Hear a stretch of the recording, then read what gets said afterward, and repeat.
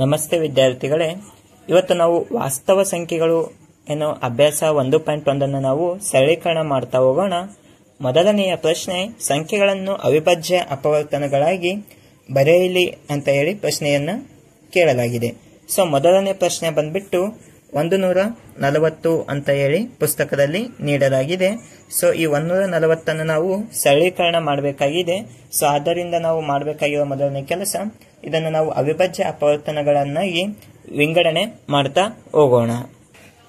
So ಇಲ್ಲಿ ನಾವು 140 ಅವಿಭಾಜ್ಯ ಅಪವರ್ತನದ ವಿಧಾನದ ಮೂಲಕ ವಿಂಗಡಣೆ ಮಾಡ್ತಾ ಹೋದಾಗ ಸೊ ಇದು ನಮಗೆ ಸಮಸಂಖ್ಯೆ ಅಂತ ಹೇಳಿ ಸುಲಭವಾಗಿ ಗೊತ್ತಾಗುತ್ತೆ. ಸೊ ಆದ್ದರಿಂದ ಇದು 2ರ ಮಗ್ಗಿಯಲ್ಲಿ ಭಾಗವಾಗುತ್ತೆ. 2 ಒಳ್ಳೆ 14, 0ಯನ್ನ ಹಾಗೆ ಕೆಳಗಡೆ ತೆಗೆದುಕೊಳ್ಳೋಣ. ನಂತರ 2 3 6, 1 ಉಳಿತು, ಇದು 2 10. ಈಗ ನಮಗೆ ಇದು ಒಂದು ಬೆಸ ಸಂಖ್ಯೆ 2ರ ಮಗ್ಗಿಯಲ್ಲಿ ಹೋಗೋಲ್ಲ. ಸೊ 3 ಮಗ್ಗಿಯಲ್ಲಿ ಟ್ರೈ ಮಾಡಿದ್ರೆ 3 ಮಗ್ಗಿಯಲ್ಲಿ ಕೂಡ ಇದು ಏನು ಭಾಗವಾಗುವುದಿಲ್ಲ. ಅದೇ ರೀತಿಯಾಗಿ ಇದು ಭಾಗವಾಗೋದು 5ರ ಮಗ್ಗಿಯಲ್ಲಿ. ನಾವು ಇಲ್ಲಿ 5 ಅಂತೇಳಿ ಪರಿಗಣನೆ ಮಾಡ್ತೇವೆ. 5 ಒಳ್ಳೆ 35. ನಂತರ 7 1 ನಮಗೆಲ್ಲ ತಿಳಿದಿರುವ ಹಾಗೆ ಅವಿಭಾಜ್ಯ ಸಂಖ್ಯೆ. ಆದ್ದರಿಂದ 7 1 7 ಅಂತೇಳಿ ಸುಲಭವಾಗಿ ತೆಗೆದುಕೊಳ್ತೇವೆ. ಈಗ ಇದನ್ನು ನಾವು ಸರಳೀಕರಣ ಮಾಡ್ತಾ ಹೋದಾಗ 2 × 2 × 5 × 7 ಅಂತ ಹೇಳಿ ಆಗುತ್ತೆ. ಇಲ್ಲಿ 2 ಮತ್ತು 2 ನಾವು 2 ಸ್ಕ್ವೇರ್ ಅಂತ ಹೇಳಿ ಕನ್ಸಿಡರ್ ಮಾಡೋಣ. 5 × 7 ಅಂತ ಹೇಳಿ ಬರ್ಕೊಳ್ತೇವೆ. ಇವು 2 ಸ್ಕ್ವೇರ್ × 5 × 7 ಅನ್ನೋದು ಈ ಒಂದು ಅವಿಭಾಜ್ಯ ಸಂಖ್ಯೆಗಳಾಗಿವೆ. ಅದೇ ರೀತಿಯಾಗಿ ಎರಡನೆಯದು, ಎರಡನೆಯ ಪ್ರಶ್ನೆ ಬಂದ್ಬಿಟ್ಟು 156 ಅಂತ ಹೇಳಿ ಪ್ರಶ್ನೆಯನ್ನ ನೀಡಲಾಗಿದೆ. ನಾವು ಇದೇ ರೀತಿಯಾಗಿ ಸರಳೀಕರಣ ಮಾಡ್ತಾ ಹೋಗೋಣ. 156ನ ನಾವು ಸರಳೀಕರಣ ಮಾಡಿದಾಗ ಇದು ಸಮಸಂಖ್ಯೆ ಆಗಿರೋದ್ರಿಂದ ನಾವು 2ರ ಮಗ್ಗಿಯಲ್ಲಿ ಇದನ್ನ ಬರ್ಕೊಳ್ತೇವೆ. 2 ಒಳ್ಳೆ 14, ಉಳಿಯೋದು 1, 2 8 16. ನಂತರ ಇದು ಕೂಡ 78 ಸಮಸಂಖ್ಯೆಯಾಗಿದೆ.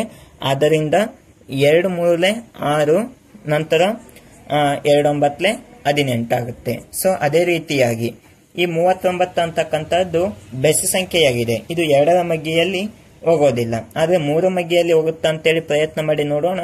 3 1 3, 3 3 9. ಇಲ್ಲಿ 13 ಬಂದಿದೆ. 13 ಒಂದು ಅವಿಭಾಜ್ಯ ಸಂಖ್ಯೆ. ಆದ್ದರಿಂದ ನಾವು 13 1 13ನ ಹಾಗೆ ತೆಗೆದುಕೊಳ್ಳೋಣ. ಇಲ್ಲಿ ನಂತರ ಬಂದಿರತಕ್ಕಂತಹ ಸಂಖ್ಯೆಗಳನ್ನ ಬರ್ಕೊಳ್ಳೋಣ. 2 × 2 × 3 × 13 ಆಗಿರುತ್ತೆ. 2 × 2 ನಾವು ಗುಣಾಕಾರ 2 ಸ್ಕ್ವೇರ್ × 3 × 13 ಅಂತ ಹೇಳಿ ಕನ್ಸಿಡರ್ ಮಾಡೋಣ. ಅದೇ ರೀತಿಯಾಗಿ ಸೊ ನಾವಿಲ್ಲಿ 1ನೇ ಲೆಕ್ಕವನ್ನು ಮಾಡಿದ್ದೇವೆ. 2ನೇ ಲೆಕ್ಕ ಅದೇ ರೀತಿಯಾಗಿ 3ನೇ ಪ್ರಶ್ನೆ. ಸೊ 3ನೇ ಪ್ರಶ್ನೆ ಬಂದ್ಬಿಟ್ಟು 3825 ಅಂತ ಹೇಳಿ ಪ್ರಶ್ನೆಯನ್ನ ಕೇಳಿದ್ದಾರೆ. ಈ ಒಂದು 3825 ನಾವು ಅವಿಭಾಜ್ಯ ಅಪವರ್ತನಗಳನ್ನಾಗಿ ಬರೆದಾಗ ಇದು ಒಂದು ಬೆಸ ಸಂಖ್ಯೆಯಾಗಿದೆ. 2ರ ಮಗ್ಗಿಯಿಂದ ಭಾಗ ಅಂತೂ ಆಗೋದಿಲ್ಲ. ಇದು ಬರ್ತಕ್ಕಂಥದ್ದು 3 ಮಗ್ಗಿಯಲ್ಲಿ ಬರುತ್ತಂತ ಪ್ರಯತ್ನ ಮಾಡಿ ನೋಡೋಣ. 3 1 3, 3 2 6, ಉಳಿಯೋದು 2, 22 ಆಯ್ತು. 3 ಒಳ್ಳೆ 21, ಉಳಿಯೋದು 1, 3 5 15 ಅಂತ ಹೇಳಿ ತೆಗೆದುಕೊಳ್ಳೋಣ. ನಂತರ ಮತ್ತೆ 3 ಮಗ್ಗಿಯಲ್ಲಿ ಹೋಗುತ್ತಂತ ಹೇಳಿ ಪ್ರಯತ್ನ ಮಾಡಿ ನೋಡೋಣ. ಇಲ್ಲಿ 3 ಮಗ್ಗಿಯಲ್ಲಿ ಹೋಗುತ್ತಂತ ನೋಡಿದಾಗ 3 4 12, ಅದೇ ರೀತಿಯಾಗಿ 3 2 6, ಉಳಿಯೋದು 1, 3 5 15. ನಂತರ 425 ಇದೆ. ಇದು ಪ್ರಯತ್ನ ಮಾಡಿ ನೋಡಿ, 3 ಮಗ್ಗಿಯಲ್ಲಿ ಭಾಗ ಆಗೋದಿಲ್ಲ. ನಾನು ಹಾಗಾಗಿ 5ರ ಮಗ್ಗಿಯನ್ನು ತೆಗೆದುಕೊಳ್ತೇನೆ. 5 8 40, ಉಳಿಯೋದು 2. ಸೊ 25 ಆಯ್ತು. 5 5 25 ಅಂತ ಹೇಳಿ ಪರಿಗಣನೆ ಮಾಡೋಣ.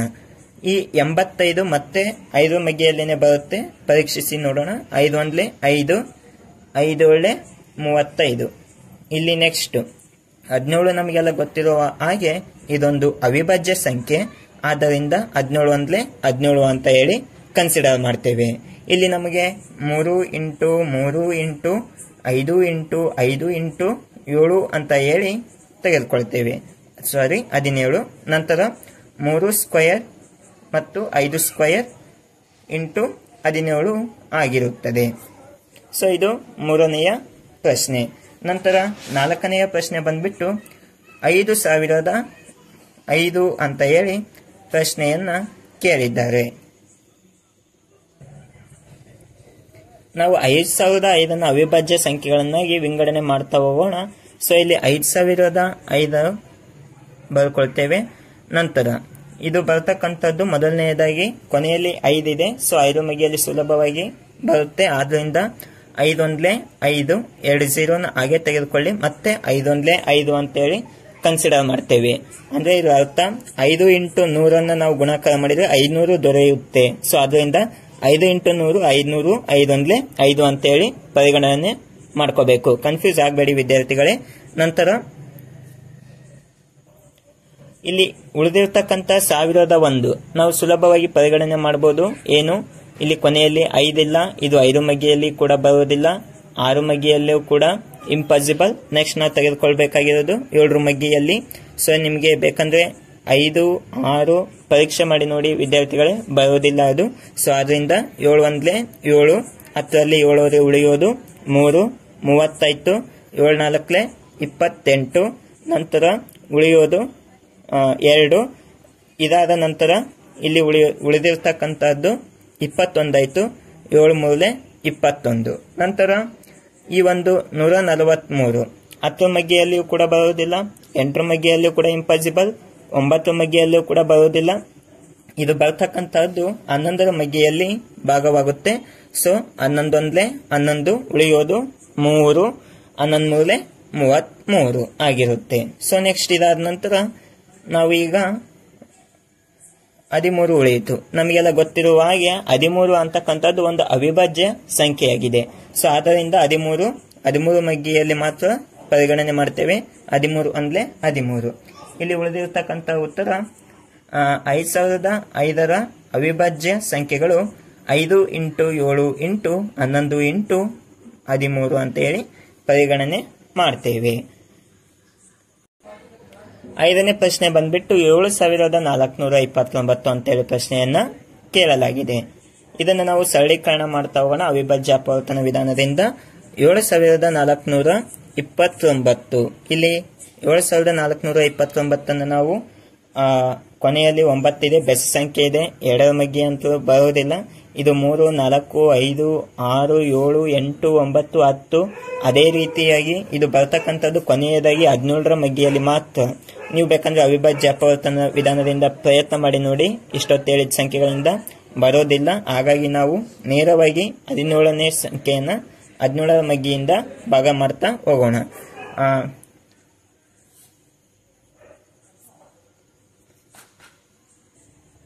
ಸೊ ಅಭ್ಯಾಸದಲ್ಲಿ ಮೊದಲನೆಯ ಮೇನಲ್ಲಿ ಇರತಕ್ಕಂತಹ ಕೊನೆಯ ಪ್ರಶ್ನೆ ತುಂಬಾ ಕಠಿಣವಾಗಿರತಕ್ಕಂಥ ಪ್ರಶ್ನೆಯನ್ನ ಅವರು ನಿಮ್ಮಿಂದ ಪರೀಕ್ಷೆ ಮಾಡ್ತಾ ಇದ್ದಾರೆ. ಸೊ ಹಾಗಾಗಿ ಇಲ್ಲಿ ನಾವು ಇದನ್ನ ಸರಳೀಕರಣ ಮಾಡ್ತಾ ಹೋಗೋಣ. 17ರ ಮಗ್ಗಿಯಲ್ಲಿ ಇಲ್ಲಿ ಮೊದಲನೆಯದಾಗಿ 7, 4, 2, 9 ಅಂತ ಹೇಳಿ ನೀಡಲಾಗಿದೆ. ಸೊ ಇಲ್ಲಿ ನಮಗೆ 17ರ ಮಗ್ಗಿಯಲ್ಲಿ 17 4 68 ಆಗುತ್ತೆ. 68ಅನ್ನ ಬರ್ಕೊಂಡಾಗ ನಮಗೆ 74ರಲ್ಲಿ 68ಅನ್ನ ಕಳೆದಾಗ 6 ಉಳಿತು. ಇಲ್ಲಿ 2ಅನ್ನ ನಾವು ಕನ್ಸಿಡರ್ ಮಾಡ್ತೇವೆ. ಸೊ 2 ಅಂದ್ರೆ 62 ಆಯ್ತು. ಸೊ ಆದ್ರಿಂದ ಇಲ್ಲಿ ನಮಗೆ 17ರ ಮಗ್ಗಿಯಲ್ಲಿ 62 ಬರುತ್ತಾ ಅಂತ ನೋಡಿದಾಗ 62 ಸಿಗೋದಿಲ್ಲ. ಅದಕ್ಕಿಂತ ಸಣ್ಣ ಸಂಖ್ಯೆ ಬಂದ್ಬಿಟ್ಟು 17 51. ಸೊ 17 51. ಆ 62ರಲ್ಲಿ 51ನ್ನ ನಾವು ಕಳೆದಾಗ ಉಳಿಯೋದು 11, 119 ಆಯ್ತು. 17ರ ಮಗ್ಗಿಯಲ್ಲಿ 17 119 ಆಗಿರುತ್ತದೆ. ಇಲ್ಲಿ ನಮಗೆ ಸಿಕ್ಕಿರ್ತಕ್ಕಂಥದ್ದು 437 ಆಯ್ತು. ಇದಾದ ನಂತರ ಇದು 437 17ರ ಮಗ್ಗಿಯಲ್ಲಿಯೂ ಕೂಡ ಬರೋದಿಲ್ಲ, 18ರ ಮಗ್ಗಿಯಲ್ಲಿಯೂ ಕೂಡ ಭಾಗವಾಗುವುದಿಲ್ಲ. ಅದೇ ರೀತಿಯಾಗಿ 19ರ ಮಗ್ಗಿಯಲ್ಲಿ ಮಾತ್ರ ಬರುತ್ತೆ. ನೀವು ಪರೀಕ್ಷೆ ಮಾಡಿ ನೋಡಬಹುದು. ಸೊ 19ರ ಮಗ್ಗಿಯಲ್ಲಿ 43 ಬರೋದಿಲ್ಲ. ಅದಕ್ಕಿಂತ ಸಣ್ಣ ಸಂಖ್ಯೆ ಅಂತಂದ್ರೆ 19 38ಅನ್ನ ಪರಿಗಣನೆ ಮಾಡ್ತೇವೆ. 43ರಲ್ಲಿ 38ಅನ್ನ ಕಳೆದಾಗ ಉಳಿತಕ್ಕಂಥದ್ದು 5, 57 ಆಯ್ತು. 19 57. ನಮಗೆಲ್ಲ ತಿಳಿದಿರೋ ಹಾಗೆ 23 ಅವಿಭಾಜ್ಯ ಸಂಖ್ಯೆ. ಅದು 1 ಮತ್ತು 23ರ ಮಗ್ಗಿಯಲ್ಲಿ ಹೊರತುಪಡಿಸಿ ಮತ್ತೆ ಯಾವುದೇ ಮಗ್ಗಿಯಲ್ಲಿ ದೊರೆಯುವುದಿಲ್ಲ. ಹಾಗಾಗಿ ನಾವು ನೇರವಾಗಿ 23 ಒಂದ್ಲೆ 23 ಅಂತ ಹೇಳಿ ಬರ್ಕೊಳ್ಳೋಣ. ಈಗ ನಮಗೆ ಇದು 7429 ಅವಿಭಾಜ್ಯ ಸಂಖ್ಯೆಗಳು ಯಾವುದು ಅಂತ ಕೇಳಿದಾಗ ಇಲ್ಲಿ ನಾವು ಸುಲಭವಾಗಿ 17 ಇಂಟು 19 ಇಂಟು 23 ಆಗಿರುತ್ತದೆ. ಇದು ಈ ಒಂದು ಮೊದಲನೆಯ ಅಭ್ಯಾಸದಲ್ಲಿ ಮೊದಲನೆಯ ಒಂದು ಮೇನ್ಗೆ ಸಂಬಂಧಪಟ್ಟಂತಹ ಉತ್ತರಗಳಾಗಿವೆ. ನಂತರ ಎರಡನೆಯ ಒಂದು ಮೇನ್ನಲ್ಲಿ ಕೊಟ್ಟಿರತಕ್ಕಂಥ ಪ್ರಶ್ನೆ, ಕೆಳಗೆ ನೀಡಿರುವ ಜೋಡಿ ಪೂರ್ಣಾಂಕಗಳ ಲಸ ಮತ್ತು ಮಸ ಕಂಡುಹಿಡಿದು ಲಸ ಇಂಟು ಮಸ ಇಸ್ ಈಕ್ವಲ್ ಟು ಆ ಎರಡು ಸಂಖ್ಯೆಗಳ ಗುಣಲಬ್ಧ ಎಂಬುದನ್ನು ತಾಳೆ ನೋಡಿ ಅಂತ ಹೇಳಿ ಪ್ರಶ್ನೆಯನ್ನ ಕೇಳಲಾಗಿದೆ. ಸೊ ಅಲ್ಲಿ ಪ್ರಶ್ನೆಯಲ್ಲಿ ನಮಗೆ ಕೇಳಿರ್ತಕ್ಕಂಥದ್ದು ಲಸ ಮತ್ತು ಮಸ ಕಂಡು ಹಿಡಿಯಿರಿ ಅಂತೇಳಿ ಪ್ರಶ್ನೆಯನ್ನ ಕೇಳಲಾಗಿದೆ. ನಾವು ಇದಕ್ಕೆ ಸಂಬಂಧಪಟ್ಟ ಹಾಗೆ ಫಸ್ಟ್ ನಾವು ಮೊದಲನೇ ಪ್ರಶ್ನೆಗೆ ಲಸ ಮತ್ತು ಮಸವನ್ನ ಕಂಡುಹಿಡಿಯೋಣ. ಇಲ್ಲಿ ಜೋಡಿ ಸಂಖ್ಯೆಗಳನ್ನು ನೀಡಲಾಗಿದೆ. ಮೊದಲನೆಯದಾಗಿ 26 ಮತ್ತು ಇನ್ನೊಂದು ಸಂಖ್ಯೆ 91 ನೀಡಿದ್ದಾರೆ. ನಾವು ಈ ಎರಡು ಸಂಖ್ಯೆಗಳಿಗೆ ಅವಿಭಾಜ್ಯ ಅಪವರ್ತನ ವಿಧಾನದಿಂದ ಲೆಕ್ಕ ಸರಳೀಕರಣ ಮಾಡ್ತಾ ಹೋಗೋಣ. 26 ನೀಡಿದ್ದಾರೆ. ಸೊ 26 ನಾವು ಅವಿಭಾಜ್ಯ ಅಪವರ್ತನ ಮಾಡಿದಾಗ 13 ಮಗ್ಗಿಯಲ್ಲಿ ಇದು ಭಾಗವಾಗುತ್ತೆ. 13 ಎರಡ್ಲೆ 26, ಉಳಿದಿರೋದು 2 ಒಂದ್ಲೆ 2. ಸೊ ಈಗ ನಾವು 26 ಯಾವ ರೀತಿ ತೆಗೆದುಕೊಳ್ತೇವೆ ವಿದ್ಯಾರ್ಥಿಗಳೇ? ಮೊದಲನೆಯದಾಗಿ 13 ಇಂಟು 2 ಅಂತ ಹೇಳಿ ಬರೆದುಕೊಳ್ತೇವೆ. ನೆಕ್ಸ್ಟ್ ಇದಾದ ನಂತರ ಇನ್ನೊಂದು ಸಂಖ್ಯೆಯನ್ನು ನೀಡಿದ್ದಾರೆ, ಅದು 91. ಸೊ ನಾವು 91 ಅವಿಭಾಜ್ಯ ಅಪವರ್ತನ ವಿಧಾನದಿಂದ ಮಾಡ್ತಾ ಹೋದಾಗ ನಮಗೆ ದೊರೆತಕ್ಕಂಥದ್ದು ಉತ್ತರ 91 ಯಾವ ಮಗ್ಗಿಯಲ್ಲಿ ಬರುತ್ತೆ? ಸಾಮಾನ್ಯವಾಗಿ 6 ಮಗ್ಗಿಯಲ್ಲಿ ಬರೋದಿಲ್ಲ, 5 ಮಗ್ಗಿಯಲ್ಲಂತೂ ಬರೋದಿಲ್ಲ, 7 ಮಗ್ಗಿಯಲ್ಲಿ ನೋಡ್ತಾ ಹೋಗೋಣ. 7 ಒಂದ್ಲೆ 7, ಉಳಿಯೋದು 2. ಸೊ 21 ಆಯ್ತು. 7 ಮೂರಲೆ 21. ನಂತರ ಇಲ್ಲಿ ಕೂಡ ಅಷ್ಟೇ 13 ಇದೆ. 13 ಒಂದ್ಲೆ 13 ಅಂತ ಹೇಳಿ ಬರ್ಕೊಳ್ತೇವೆ.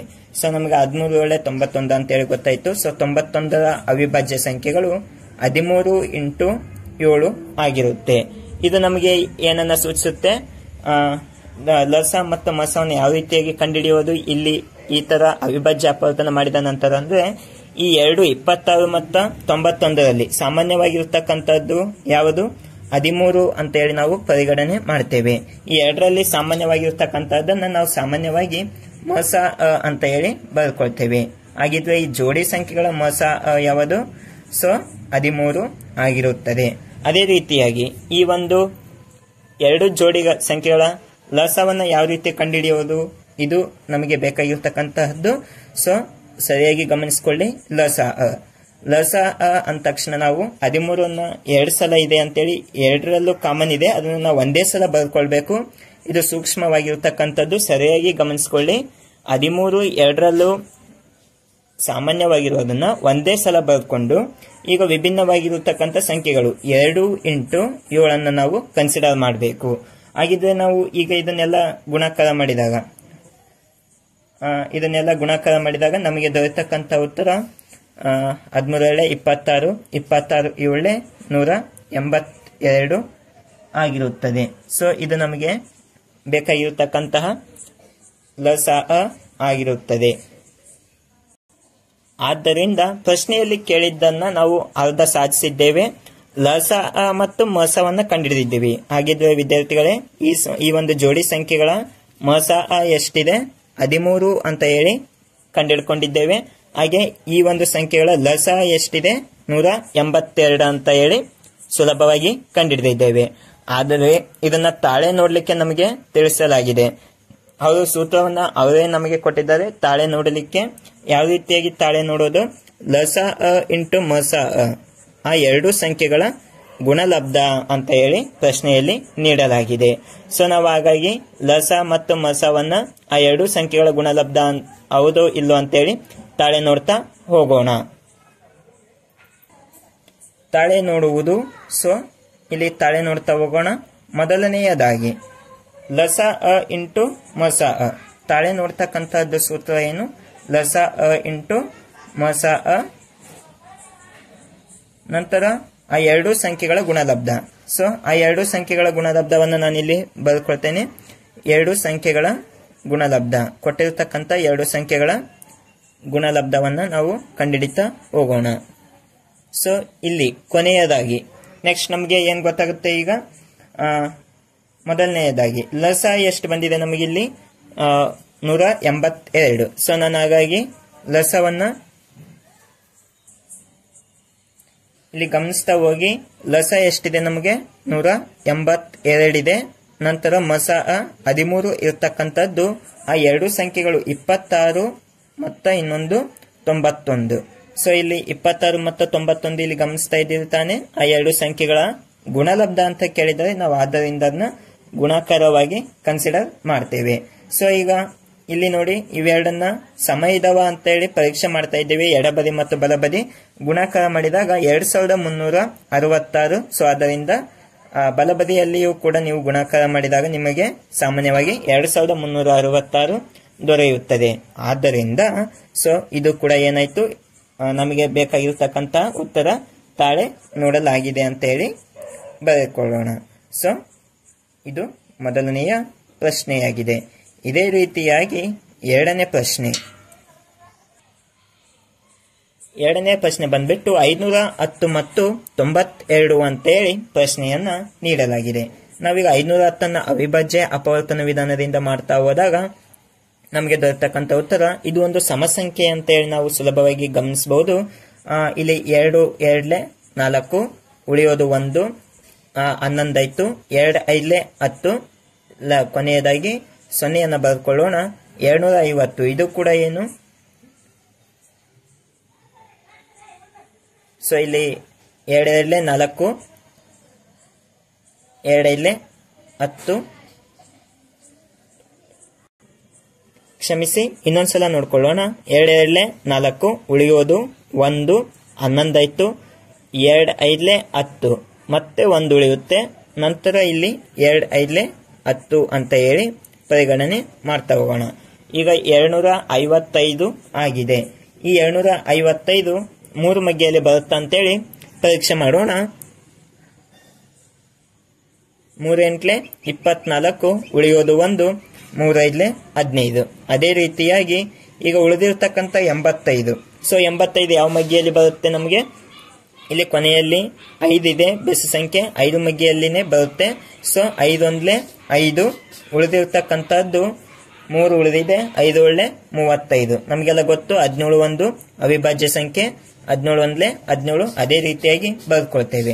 ಇಲ್ಲಿ 510 ನಾವು ಯಾವ ರೀತಿಯಾಗಿ ಬಿಡಿಸ್ಕೊಂಡಿದ್ದೇವೆ, 2 × 3 × 5 × 17 ಅಂತ ಹೇಳಿ ಬರೆದುಕೊಳ್ಳೋಣ. ಇದಾದ ನಂತರ ನೆಕ್ಸ್ಟ್ ನಮಗೆ ಇನ್ನೊಂದು ಸಂಖ್ಯೆಯನ್ನ ನೀಡಿದ್ದಾರೆ, ಅದು ಬಂದ್ಬಿಟ್ಟು 92. ಸೊ ನಾವು 92 ಇದೇ ರೀತಿಯಾಗಿ ಅವಿಭಾಜ್ಯ ಅಪವರ್ತನ ಮಾಡಿದಾಗ ನಮಗೆ ದೊರೆತಕ್ಕಂತಹ ಉತ್ತರ ಇದು ಕೂಡ ಏನು ಸಮಸಂಖ್ಯೆಯನ್ನು ನೀಡಿದ್ದಾರೆ. ಸುಲಭವಾಗಿ 2 ಮಗ್ಗೆಯಲ್ಲಿ ಭಾಗವಾಗುತ್ತೆ. 2 4 8, 2 6 12 ಆಗುತ್ತೆ. ನಂತರ ಇದು ಕೂಡ ಸಮಸಂಖ್ಯೆ 2 2 4, 2 3 6 ನಮಗೆಲ್ಲ ಗೊತ್ತು. ಸೊ 23 ಅಂತಕ್ಕಂಥದ್ದೇನು ಅದೊಂದು ಅವಿಭಾಜ್ಯ ಸಂಖ್ಯೆ, ಯಾವುದೇ ಮಗ್ಗೆಯಲ್ಲಿ ಕೂಡ ಭಾಗವಾಗುವುದಿಲ್ಲ. 23 ಮಗ್ಗೆಯಲ್ಲಿ ಮಾತ್ರ ಭಾಗವಾಗುತ್ತೆ. 23 1 23. ಈಗ ನಾವು ಅದೇ ರೀತಿಯಾಗಿ 92 ಯಾವ ರೀತಿ ಬರೆದುಕೊಳ್ತೇವೆ, ಅದು ಅವಿಭಾಜ್ಯ ಸಂಖ್ಯೆಗಳು ಯಾವುದ್ಯಾವುದು, 2 × 2 × 23 ಆಯಿತು.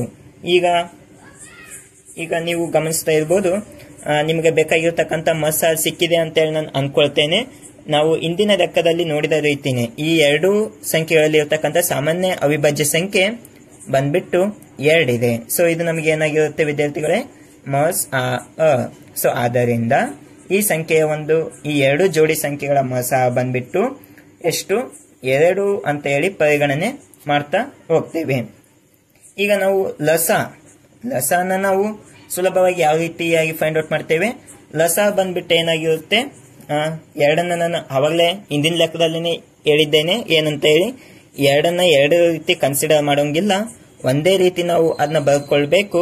ನಂತರ ಉಳಿದಿರ್ತಕ್ಕಂಥ ಸಂಖ್ಯೆಗಳು ಬಂದ್ಬಿಟ್ಟು ನೋಡ್ಕೊಳ್ಳಿ, 2 ಒಂದೇ ಸಲ ಕನ್ಸಿಡರ್ ಮಾಡಿದ್ಮೇಲೆ 3 ಉಳಿದಿದೆ, ನಂತರ 5, ನಂತರ 17, ನಂತರ ಈ ಎರಡನ್ನ ಮತ್ತೆ ಬರ್ಕೊಳ್ಬೇಡಿ, ಯಾಕಂದ್ರೆ ಅದು ಸಾಮಾನ್ಯವಾಗಿ ಒಂದೇ ಸಲ ಬರ್ಕೊಂಡಿದ್ದೇವೆ. ಮತ್ತೆ ಉಳಿದಿರ್ತಕ್ಕಂಥದ್ದು ಈ 2, ನಂತರ ಉಳಿದಿರ್ತಕ್ಕಂಥದ್ದು 23.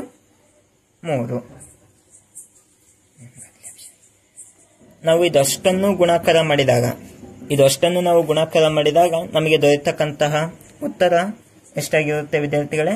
23,460. ಸೊ ನೀವು ಅದನ್ನ ಸುಲಭ ಸರಳೀಕರಣ ಮಾಡ್ತೀರಿ ಅಂತ ಹೇಳಿ ನಾನು ಅನ್ಕೊಳ್ತೇನೆ. ಸೊ ಆದ್ದರಿಂದ ಈ ಸಂಖ್ಯೆಯಲ್ಲಿ ಇರತಕ್ಕಂತ ಮೊಸ ಅ ಎಷ್ಟು? 2. ನಂತರ ಈ ಸಂಖ್ಯೆಯ ಲಸ ಅ ಬಂದ್ಬಿಟ್ಟು 23,460 ಆಗಿರುತ್ತದೆ. ಈಗ ನಾವು ತಾಳೆ ನೋಡ್ಬೇಕು ತಾನೆ. ತಾಳೆ ನೋಡೋದನ್ನ ಯಾವ ರೀತಿಯಾಗಿ ಬರ್ಕೊಳ್ತೇವೆ? ಸೊ ಲಸ ಅ ಇಂಟು ಮೊಸ ಅ, ಲಸ ಅ ಇಂಟು ಮೊಸ ಅ ಇಸ್ ಈಕ್ವಲ್ ಟು 2 ಸಂಖ್ಯೆಗಳ ಗುಣಲಬ್ಧ ಅಥವಾ ಜೋಡಿ ಸಂಖ್ಯೆಗಳ ಗುಣಲಬ್ಧ. ಸೊ 2 ಸಂಖ್ಯೆಗಳ ಗುಣಲಬ್ಧ ಅಂತ ಹೇಳಿ ಕನ್ಸಿಡರ್ ಮಾಡ್ತೇವೆ. ಈಗ ನಮಗೆ ಲಸ ಎಷ್ಟು ಬಂದಿದೆ? 23,460 ಇಂಟು ಮೊಸ ಎಷ್ಟಿದೆ? 2 ಇಸ್ ಈಕ್ವಲ್ ಟು 510 ಇಂಟು 92. 0 12 9 ಒಂದು ಕೈಲೆ 6 4. ಸೊ 46,920 ಎಡಬದಿಯಲ್ಲಿ ಬಂದಿದೆ. ಅದೇ ರೀತಿಯಾಗಿ 510 ಇಂಟು 92 ನಾವು ಗುಣಾಕಾರ ಮಾಡಿದಾಗ 46,920 ಬರುತ್ತೆ. ನೀವು ಬೇಕಂದ್ರೆ ಅದನ್ನೇ ತಾಳೆ ನೋಡ್ಕೊಳ್ಳಿ ಅಂತ ಹೇಳ್ತೇನೆ. ಸೊ ಇಲ್ಲಿ ನಮಗೆ ಎಡಬದಿ ಮತ್ತು ಬಲಬದಿ ಸಮವಾಗಿರೋದನ್ನು ನಾವು ಗಮನಿಸಬಹುದು. ಇದು ನಮಗೆ 2ನೇ ಪ್ರಶ್ನೆಗೆ ಉತ್ತರವಾಗಿದೆ. ನಂತರ ಅದೇ ರೀತಿಯಾಗಿ 3ನೇ ಪ್ರಶ್ನೆಯಲ್ಲಿ ಕೇಳಿರ್ತಕ್ಕಂಥದ್ದು 336 ಮತ್ತು 54 ಅಂತ ಹೇಳಿ ಕೇಳಲಾಗಿದೆ. ಸೊ 336 ಮತ್ತು 54ನ ನಾವು ಯಾವ ರೀತಿಯಾಗಿ ಬರ್ಕೊಳ್ತೇವೆ ನೋಡ್ತಾ ಹೋಗೋಣ. ಮೊದಲನೆಯದಾಗಿ 336. ನಾವು 336ನ ನಾವು ಏನ್ ಮಾಡ್ತೇವೆ? ಅದರ ಅವಿಭಾಜ್ಯ ಸಂಖ್ಯೆಗಳನ್ನ ಬರೀತಾ ಹೋಗೋಣ. ಮೊದಲನೆಯದಾಗಿ 336 ಬಂದ್ಬಿಟ್ಟು ಇದು ಒಂದು ಸಮಸಂಖ್ಯೆ ಇದೆ, ನಮಗೆಲ್ಲ ಗೊತ್ತು. 2 ಮಗ್ಗಿಯಲ್ಲಿ ಭಾಗವಾಗುತ್ತೆ. 2 ಒಂದ್ಲೆ 2, ನಂತರ ಉಳಿದಿರ್ತಕ್ಕಂಥದ್ದು 1 13 ಆಯ್ತು. 2 ಆಗಲೇ 12, ಉಳಿದಿರ್ತಕ್ಕಂಥದ್ದು 1 16 ಆಯ್ತು. 2 ಎಂಟ್ಲೆ 16. ಇದಾದ ನಂತರ ಸೊ 2 ಎಂಟ್ಲೆ 16, 2 ನಾಲ್ಕಲೆ 8, 84 ಉಳಿದಿದೆ ವಿದ್ಯಾರ್ಥಿಗಳೇ. ಸೊ ಇದು ಕೂಡ 84 ಅಂತಕ್ಕಂತಹದ್ದು ಸಮಸಂಖ್ಯೆ. ಈ 84 ಕೂಡ ನಮಗೆ 2 ಮಗ್ಗಿಯಲ್ಲಿ ಭಾಗವಾಗುತ್ತೆ. 2 ನಾಲ್ಕಲೆ 8, 2 2ಲೆ 4. ಸೊ ಇಲ್ಲಿ 42 ಕೂಡ ಸಮಸಂಖ್ಯೆ. 2 2ಲೆ 4, 2 1ಲೆ 2, 21. ಇದು ಅವಿಭಾಜ್ಯ ಸಂಖ್ಯೆ ಅಲ್ಲ, 7 ಮಗ್ಗಿಯಲ್ಲಿ ಹೋಗುತ್ತೆ ಅಥವಾ 3 ಮಗ್ಗಿಯಲ್ಲಿ ಹೋಗುತ್ತೆ. ನಾವು 3 ಬರ್ಕೊಳ್ಳೋಣ. 3 7ಲೆ 21. ಇದಾದ ನಂತರ 7 ನಮಗೆ ಅವಿಭಾಜ್ಯ ಸಂಖ್ಯೆ, ಅದು ಯಾವುದೇ ಮಗ್ಗಿಯಲ್ಲೂ ಕೂಡ ಭಾಗವಾಗುವುದಿಲ್ಲ. ಅದು ಭಾಗವಾದರೆ 1 ಮಗ್ಗಿಯಲ್ಲಿ ಆಗಬೇಕು ಅಥವಾ 7 ಮಗ್ಗಿಯಲ್ಲಿ ಭಾಗವಾಗುತ್ತೆ. ಆದ್ದರಿಂದ 7 1ಲೆ 7 ಅಂತ ಹೇಳಿ ಪರಿಗಣನೆ ಮಾಡ್ತಾ ಹೋಗ್ತೇವೆ. ನಂತರ 54 ಇದೆ. 54 ಕೂಡ ನಾವು ಅವಿಭಾಜ್ಯ ಅಪವರ್ತನ ವಿಧಾನದಿಂದ ಮಾಡ್ತಾ ಹೋಗೋಣ. ಸೊ ಅದು ಕೂಡ ಏನು ಕೊನೆಯದಾಗಿ ನೀವು ಗಮನಿಸ್ತಿರ್ಬೋದು, ಸಮಸಂಖ್ಯೆ ಇದೆ. ಆದ್ದರಿಂದ 2 2ಲೆ 4, ಉಳಿದಿರ್ತಕ್ಕಂಥದ್ದು 1, 2 7ಲೆ 14. ಅದೇ ರೀತಿಯಾಗಿ 27 3 ಮಗ್ಗಿಯಲ್ಲಿ ಬರುತ್ತೆ. 3 9ಲೆ 27. ನಂತರ ಉಳಿದಿರ್ತಕ್ಕಂಥದ್ದು 3 3ಲೆ 9. ಇದಾದ ನಂತರ ಮತ್ತೆ 3 1ಲೆ 3 ಮಗ್ಗಿಯಲ್ಲಿ ಹೋಗುತ್ತೆ. 336ರ ಅವಿಭಾಜ್ಯ ಸಂಖ್ಯೆಗಳನ್ನು ನೋಡ್ತಾ ಹೋಗೋಣ. 336ರಲ್ಲಿ ದೊರೆತಿರ್ತಕ್ಕಂಥದ್ದು 2 into 2 into 2 into 2 into 3 into 7 ಆಗಿದೆ. ಅದೇ ರೀತಿಯಾಗಿ 54ರ ಒಂದು ಅವಿಭಾಜ್ಯ ಸಂಖ್ಯೆಗಳು 2 ಇಂಟು 3 ಇಂಟು 3 ಇಂಟು 3 ಆಗಿದೆ. ಇಲ್ಲಿ ನಾವು ಗಮನಿಸ್ತಾ ಇರ್ಬೋದು. ಹಾಗಿದ್ರೆ ಈ ಸಂಖ್ಯೆಗಳ ಮೊಸ ಏನಾಗಿರುತ್ತೆ? ಸೊ ಮೊಸ ಗಮನಿಸಿ ವಿದ್ಯಾರ್ಥಿಗಳೇ, ಸರಿಯಾಗಿ ಗಮನಿಸ್ಕೊಳ್ಳಿ.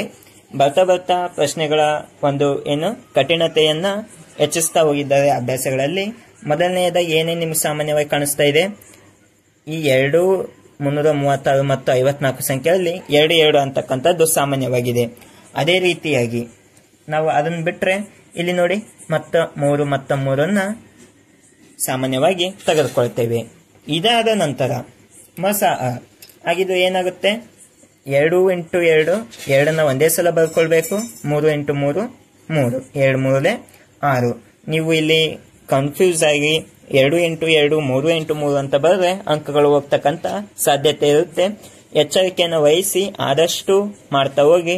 ತುಂಬಾ ಸುಲಭ ಅನಿಸಿದ್ರು ಕೂಡ ಕೆಲವೊಂದ್ಸಲ ಇದೇ ರೀತಿಯಾಗಿ ಅಂಕಗಳನ್ನು ಕಳ್ಕೊಳ್ಬೇಕಾಗುತ್ತೆ. 2 3 6. ಅದರಿಂದ ಮಸ ಬಂದ್ಬಿಟ್ಟು ಎಷ್ಟು, ಈಗ ನಾವು 6 ಅಂತ ಹೇಳಿ ಪರಿಗಣನೆ ಮಾಡ್ತೇವೆ. ಹಾಗಿದ್ರೆ ಲಸ ಯಾವ ರೀತಿ ಕಂಡುಹಿಡಿತೇವೆ? ಲಸ ಬಂದ್ಬಿಟ್ಟು ಲಸದಲ್ಲಿ ಏನಾಗುತ್ತೆ, ಎರಡನ್ನ ನಾವು ಒಂದೇ ಸಲ ಕನ್ಸಿಡರ್ ಮಾಡ್ತೇವೆ. ಇದಾದ ನಂತರ ಉಳಿದಿರ್ತಕ್ಕಂಥ ಸಂಖ್ಯೆಗಳನ್ನು ಗಮನಿಸಿ. ಸೊ ಲಸ ಇಲ್ಲಿ ಇನ್ನೊಂದ್ಸಲ ಬರ್ಕೊಳ್ತೇನೆ ನೋಡಿ. ಲಸ ಬಂದ್ಬಿಟ್ಟು 2 ನಾವು ಒಂದೇ ಸಲ ಬರ್ಕೊಂಡಿದ್ದೇವೆ. ಉಳಿದಿರ್ತಕ್ಕಂಥದ್ದು ಈ 2 ಉಳಿದಿದೆ. ಅದಾದ ನಂತರ ಈ 2, ನಂತರ ಈ 2, ನಂತರ 3 ಒಂದೇ ಸಲ ಬರ್ಕೊಳ್ತೇವೆ. ನಂತರ ಉಳಿದಿರ್ತಕ್ಕಂಥದ್ದು 7. ಅದೇ ರೀತಿಯಾಗಿ ಈ ಕೆಳಗಡೆ 2 ನಾವು ಆಗಲೇ ಅದರಲ್ಲಿ ಒಂದೇ ಸಲ ಸಾಮಾನ್ಯವಾಗಿ ಬರ್ಕೊಂಡಿದ್ದೇವೆ. ಉಳಿದಿರ್ತಕ್ಕಂಥದ್ದು ಈ 3 ನಾನು ಇಲ್ಲಿ ತೆಗೆದುಕೊಳ್ತೇನೆ. ನಂತರ ಈ 3 ಉಳಿದಿದೆ. ಈ 3 ಮತ್ತೆ ಈ 3 ಕನ್ಸಿಡರ್ ಮಾಡಬಾರದು, ಯಾಕಂದ್ರೆ ಸಾಮಾನ್ಯವಾಗಿದೆ. ನಂತರ ಇದನ್ನು ಅಷ್ಟನ್ನು ನಾವು ಗುಣಾಕಾರ ಮಾಡಿದ್ರೆ ನಮಗೆ ದೊರೆಯತಕ್ಕಂಥ ಉತ್ತರ 3024. ಸೊ ನಮಗಿಲ್ಲಿ ಲಸ ಎಷ್ಟು ಆಗಿದ್ರೆ ವಿದ್ಯಾರ್ಥಿಗಳೇ? 3024 ಅಂತ ಹೇಳಿ ಪರಿಗಣನೆ ಮಾಡ್ತೇವೆ. ಈ ಒಂದು ಲಸ ನಮಗೆ ದೊರಕಿದೆ. ನಂತರ ಮಸ ಕೂಡ ನಾವು ಫೈಂಡ್ ಔಟ್ ಮಾಡ್ಕೊಂಡಿದ್ದೇವೆ. ಸೊ ಅದೇ ರೀತಿಯಾಗಿ ಈಗ ನಾವು ನಿಮಗೆಲ್ಲ ತಿಳಿದಿರೋ ಹಾಗೆ ತಾಳೆ ನೋಡ್ತಕ್ಕಂಥದ್ದು. ನಾವು ತಾಳೆ ನೋಡ್ತಕ್ಕಂತಹ ಸೂತ್ರವನ್ನ ಪ್ರಶ್ನೆಯಲ್ಲಿ ನೀಡಲಾಗಿತ್ತು ತಾನೆ. ಅದು ಏನು? ಲಸ ಇಂಟು ಮಸ ಇಸ್ ಈಕ್ವಲ್ ಟು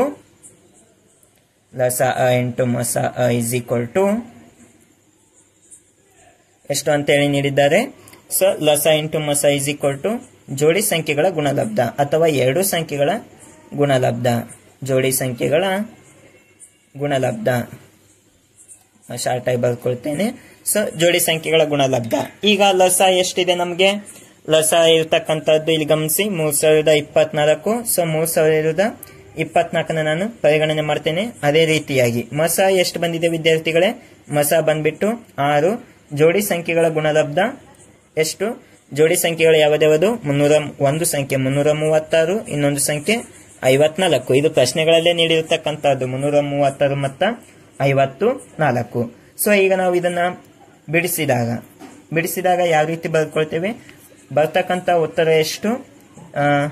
3024 ಇಂಟು 6 ಗುಣಾಕಾರ ಮಾಡಿದಾಗ 18,144 ಆಗುತ್ತೆ.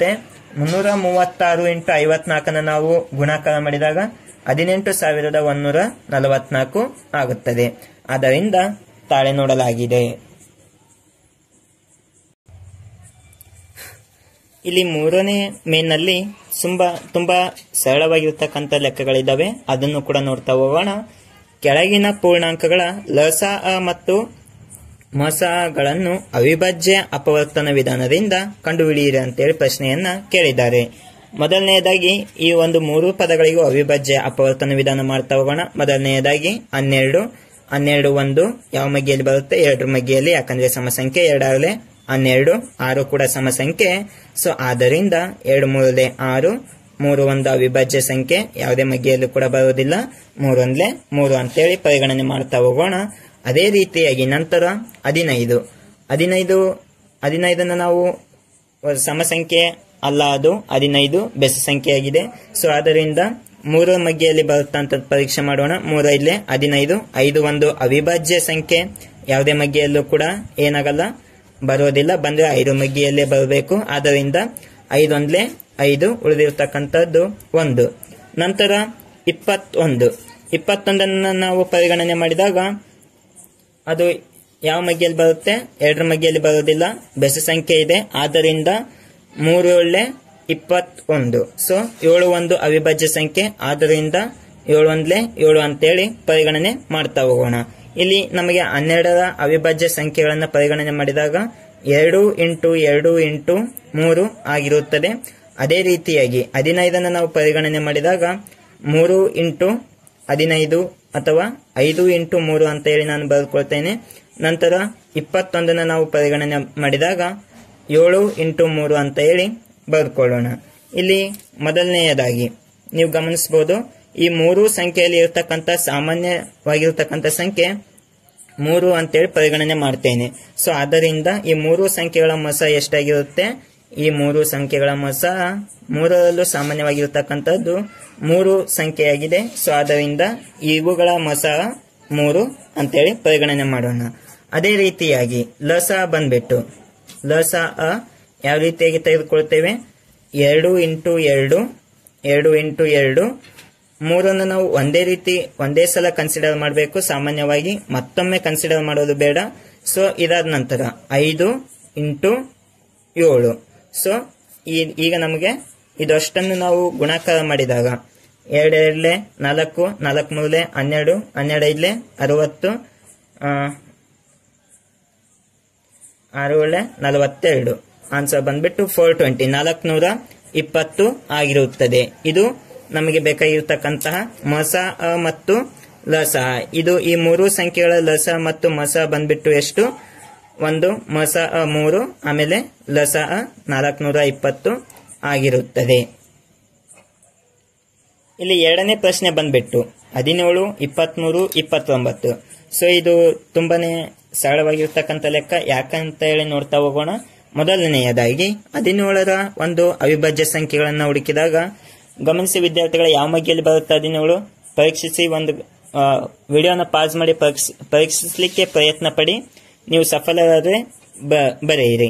ಸೊ ನಾವು ಗಮನಿಸಿದ ಹಾಗೆ 17 ಯಾವುದೇ ಮಗ್ಗಿಯಲ್ಲಿಯೂ ಕೂಡ ಬರೋದಿಲ್ಲ. ಯಾಕಂದ್ರೆ ಅವಿಭಾಜ್ಯ ಸಂಖ್ಯೆ. ಅವಿಭಾಜ್ಯ ಸಂಖ್ಯೆಯ ಅರ್ಥ ಏನು ಅಂತಂತಂದ್ರೆ ಅದು 17 ಅಂತಕ್ಕಂಥದ್ದು ಬಂದ್ರೆ 17ರ ಮಗ್ಗಿಯಲ್ಲಿ ಮಾತ್ರ ಬರಬೇಕು. ಇಲ್ಲಾಂದ್ರೆ ಒಂದು ಮಗ್ಗಿಯಲ್ಲಂತೂ ಬರುತ್ತೆ, ಅದನ್ನ ಪರಿಗಣನೆ ಮಾಡೋಲ್ಲ. 17 ಅಂತಕ್ಕಂಥದ್ದು 17ರ ಮಗ್ಗಿಯಲ್ಲಿ ಮಾತ್ರ ಬರುತ್ತೆ. ಸೊ ಆದ್ರಿಂದ 17 ಒಂದು ಅವಿಭಾಜ್ಯ ಸಂಖ್ಯೆ. 17 ಒಂದ್ಲೆ 17. ಅದೇ ರೀತಿಯಾಗಿ 23ಅನ್ನ ಕೊಟ್ಟಿದ್ದಾರೆ. ಸೊ 23 ಕೂಡ ಅಷ್ಟೇ, ಯಾವುದೇ ಮಗ್ಗಿಯಲ್ಲಿಯೂ ಕೂಡ ಬರುವುದಿಲ್ಲ. ಬಂದ್ರೆ 23 ಮಗ್ಗಿಯಲ್ಲಿನೇ ಬರುತ್ತೆ. ಸೊ 23 ಒಂದ್ಲೆ 23. ನಂತರ 29ಅನ್ನು ನೀಡಿದ್ದಾರೆ. 29 ಕೂಡ ಒಂದು ಅವಿಭಾಜ್ಯ ಸಂಖ್ಯೆ. ನಾನು ಆಗದೆ ನಿಮಗೆ ತಿಳಿಸಿದ ಹಾಗೆ ಏನ್ ಹೇಳಿದೆ, ಇದೊಂದು ಕೊಟ್ಟಿರ್ತಕ್ಕಂಥದ್ದು 3 ಅವಿಭಾಜ್ಯ ಸಂಖ್ಯೆಗಳಾಗಿವೆ. ಆದ್ದರಿಂದ 17ರ ಅವಿಭಾಜ್ಯ ಸಂಖ್ಯೆಗಳು ಬಂದ್ಬಿಟ್ಟು 17 ಇಂಟು 1, ಯಾಕಂತಂದ್ರೆ 1 ಉಳಿದಿದೆ ಕೊನೆಯಲ್ಲಿ. 23 ಬಂದ್ಬಿಟ್ಟು 23 ಇಂಟು 1. ನಂತರ 29 ಬಂದ್ಬಿಟ್ಟು 29 ಇಂಟು 1. ಸೊ ಈಗ ನಾವು ಸುಲಭವಾಗಿ ಗಮನಿಸಿ, ನೀವು ಮೊಸ ಏನಾಗಿರ್ಬೋದು ಅಂತ ಹೇಳಿ. ಮೊಸ ಬಂದ್ಬಿಟ್ಟು ಏನಾಗುತ್ತೆ? ಮೊಸ ಇಸ್ ಈಕ್ವಲ್ ಟು ಸುಲಭವಾಗಿ ಈ ಮೂರರಲ್ಲೂ ಇರ್ತಕ್ಕಂಥದ್ದು ಯಾವ ಸಂಖ್ಯೆ ಇದೆ? 1 ಅಂತಕ್ಕಂಥದ್ದು ಮೂರರಲ್ಲೂ ಸಾಮಾನ್ಯವಾಗಿದೆ. ಆದ್ದರಿಂದ ಈ ಒಂದು ಲೆಕ್ಕದಲ್ಲಿ ಮೊಸ ಬಂದ್ಬಿಟ್ಟು ಏನಾಗಿರುತ್ತೆ? 1 ಆಗಿರುತ್ತೆ. ಲಸವನ್ನು ನಾವು ಪರಿಗಣನೆ ಮಾಡ್ತಾ ಹೋಗೋಣ. ಲಸ is equal to 17 into 1 into 23. ಒಂದನ್ನ ಪರಿಗಣನೆ ಮಾಡೋದು ಬೇಡ, ಆಗಲೇ ಪರಿಗಣನೆ ಮಾಡಿದ್ದೇವೆ. ನಂತರ 29 ಮತ್ತೆ ಒಂದನ್ನ ಪರಿಗಣನೆ ಮಾಡಬೇಡಿ, ಯಾಕಂತಂದ್ರೆ ಇಲ್ಲಿ ಕನ್ಸಿಡರ್ ಮಾಡಿದ್ದೇವೆ. ಸೊ ಈಗ ನಮಗೆ ಬೇಕಾಗಿರ್ತಕ್ಕಂಥ ಲಸ ಎಷ್ಟು ಸಿಗುತ್ತೆ? 17 ಒಂದ್ಲೆ 17. 17 ಇಂಟು 23 ಮತ್ತು ಅಷ್ಟನ್ನು ನಾವು ಗುಣಾಕಾರ ಮಾಡಿದಾಗ ನಮಗೆ 11,339 ಅಂತಕ್ಕಂಥ ಉತ್ತರ ದೊರೆಯುತ್ತೆ. ಆದ್ದರಿಂದ ಈ ಒಂದು ಲೆಕ್ಕದಲ್ಲಿ ಮೊಸ ಬಂದ್ಬಿಟ್ಟು 1, ಅದೇ ರೀತಿಯಾಗಿ ಲಸ ಬಂದ್ಬಿಟ್ಟು 11,339. ಸೊ ಇದೊಂದು ಸರಳ ಪ್ರಶ್ನೆಯಾಗಿತ್ತು ಅಂತೇಳಿ ಭಾವಿಸುತ್ತಾ ಮೂರನೇ ಪ್ರಶ್ನೆ. ಇಲ್ಲಿ ಮೂರನೆಯ ಪ್ರಶ್ನೆ ಬಂದ್ಬಿಟ್ಟು 8, 9 ಮತ್ತು 25 ಅಂತ ಹೇಳಿ ಪ್ರಶ್ನೆಯನ್ನ ನೀಡಿದ್ದಾರೆ. ಇಲ್ಲಿ ಮೊದಲನೆಯದಾಗಿ 8ರ ಅವಿಭಾಜ್ಯ ಸಂಖ್ಯೆಗಳನ್ನ ಬರೀತಾ ಹೋಗೋಣ. 8 ಸಮಸಂಖ್ಯೆ, 2 4 8. ನಂತರ 4 ಕೂಡ ಸಮಸಂಖ್ಯೆ, 2ರ ಮಗ್ಗಿಯಲ್ಲಿ ಭಾಗವಾಗುತ್ತೆ, 2 2 4. 2 ಕೂಡ ಸಮಸಂಖ್ಯೆ, 2 1 2. ನಾವು 9ಅನ್ನ ಪರಿಗಣನೆ ಮಾಡ್ತೇನೆ. ಈಗ 9ರ ಅವಿಭಾಜ್ಯ ಸಂಖ್ಯೆಗಳು ಬಂದ್ಬಿಟ್ಟು 3 ಮಗ್ಗಿಯಲ್ಲಿ ಹೋಗುತ್ತೆ, 3 3 9. ನಂತರ 3 1 3 ಅಂತೇಳಿ ಪರಿಗಣನೆ ಮಾಡೋಣ. ನಂತರ 25ಅನ್ನು ನೀಡಿದ್ದಾರೆ. ಸೊ 25ಅನ್ನು ನಾವು ಯಾವ ರೀತಿ ಪರಿಗಣನೆ ಮಾಡ್ತಾ ಹೋಗೋಣ? 25 5 ಮಗ್ಗಿಯಲ್ಲಿ ಭಾಗವಾಗುತ್ತೆ, ಆದ್ದರಿಂದ 5 5 25. ನಂತರ 5 1 5. ಈಗ ನಾವು 8ರ ಅವಿಭಾಜ್ಯ ಸಂಖ್ಯೆಗಳು ಬಂದ್ಬಿಟ್ಟು 2 ಇಂಟು 2 ಇಂಟು 2 ಆಗಿದೆ. ನಂತರ 9ರ ಅವಿಭಾಜ್ಯ ಸಂಖ್ಯೆಗಳು 3 × 3, ನಂತರ 25ರ ಅವಿಭಾಜ್ಯ ಸಂಖ್ಯೆಗಳು 5 × 5. ಹಾಗಿದ್ರೆ ಈ ಸಂಖ್ಯೆಯ ಮೋಸ ಏನು? 3ರಲ್ಲೂ ಸಾಮಾನ್ಯವಾಗಿ ಯಾವ ಸಂಖ್ಯೆಯೂ ಕೂಡ ಇಲ್ಲ. ಹಾಗಿದ್ರೆ ನಾವು ಶೂನ್ಯವನ್ನು ಬರೆದುಕೊಳ್ಬೇಕಾ ಅಂತಂದ್ರೆ ಹಾಗೆ ಮಾಡಿದ್ರೆ ತಪ್ಪಾಗುತ್ತೆ. ನಾವು ಬಂದ್ಬಿಟ್ಟು ಏನೂ ಇಲ್ಲ ಅಂದ್ರೂ ಕೂಡ ನಾವು ಈ ಒಂದು ಸಂಖ್ಯೆಗಳಿಗೆ ಒಂದನ್ನು ಗುಣಾಕಾರ ಮಾಡಿದ್ರೆ ನಮಗೆ ಯಾವುದೇ ರೀತಿಯಾದಂತಹ ಉತ್ತರ ಏನು ಬದಲಾವಣೆ ಆಗೋದಿಲ್ಲ. ಆದ್ದರಿಂದ ನಾನು ಎಲ್ಲದಕ್ಕೂ 1 ಅಂತೇಳಿ ಪರಿಗಣನೆ ಮಾಡ್ತೇನೆ. ಸೊ ಆದ್ದರಿಂದ ಈ 3ರಲ್ಲೂ ಸಾಮಾನ್ಯವಾಗಿರ್ತಕ್ಕಂಥದ್ದು ಯಾವ ಸಂಖ್ಯೆ ವಿದ್ಯಾರ್ಥಿಗಳೇ? 1 ಅಂತ ಹೇಳಿ ತೆಗೆದುಕೊಳ್ಳೋಣ. ಸೊ ಈ 1 ಅಂತಕ್ಕಂಥದ್ದು ಏನಾಗಿರುತ್ತೆ? ಮಸ ಆಗಿರುತ್ತದೆ. ಅದೇ ರೀತಿಯಾಗಿ ಈ ಸಂಖ್ಯೆಗಳ ಲಸ ಏನಾಗಿದ್ರೆ ಲಸ ಬಂದ್ಬಿಟ್ಟು 2 × 2 × 2, ಒಂದನ್ನು ನಾನು ಒಂದೇ ಸಲ ಪರಿಗಣನೆ ಮಾಡ್ತೇನೆ. ನಂತರ 3 × 3 ಇಂಟು ನಂತರ 5 × 5. ಸೊ ನಾವು ಇದು ಅಷ್ಟನ್ನು ಗುಣಾಕಾರ ಮಾಡಿದಾಗ 2 ಕ್ಯೂಬ್ ಇದೆ ಇಂಟು 3 ಸ್ಕ್ವೇರ್ ಇಂಟು 5 ಸ್ಕ್ವೇರ್. ಇದಾದ ನಂತರ ಅಷ್ಟು ಉತ್ತರವನ್ನು ನಾವು ಗುಣಾಕಾರ ಮಾಡಿದಾಗ ನಮಗೆ ದೊರೆತಕ್ಕಂಥ ಲಸ 1800 ಆಗಿದೆ. ಆದ್ದರಿಂದ ಈ ಒಂದು 8, 9 ಮತ್ತು 25ರ ಮಸ ಬಂದ್ಬಿಟ್ಟು 1. ಅದೇ ರೀತಿಯಾಗಿ ಲಸ ಬಂದ್ಬಿಟ್ಟು 1800 ಆಗಿದೆ. ನಾವು ಇದೇ ರೀತಿಯಾಗಿ ಉಳಿದ ಲೆಕ್ಕಗಳನ್ನು ಮುಂದಿನ ತರಗತಿಯಲ್ಲಿ ನೋಡ್ತಾ ಹೋಗೋಣ. ಧನ್ಯವಾದಗಳು.